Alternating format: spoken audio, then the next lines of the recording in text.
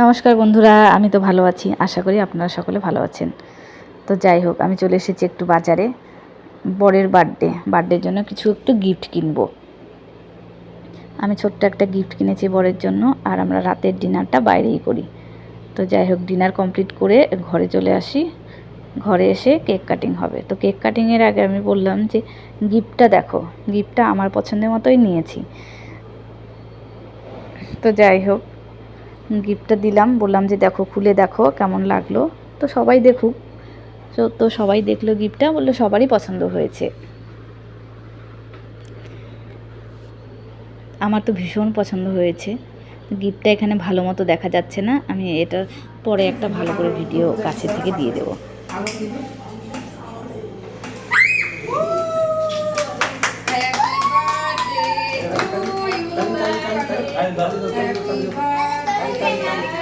Happy birthday to you.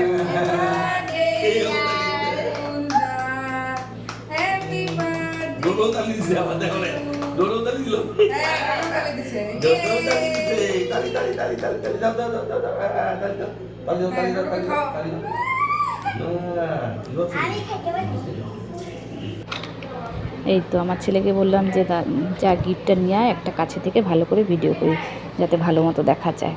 তো এই তো আমি যে গিফটটা এনেছি, এটা হচ্ছে লক্ষ্মী গণেশ, আর এটা হচ্ছে রূপোর।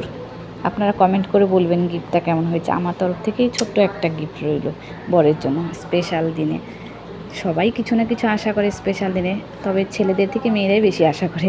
তো ভিডিওটি কেমন লাগলো সবাই একটু জানাবে।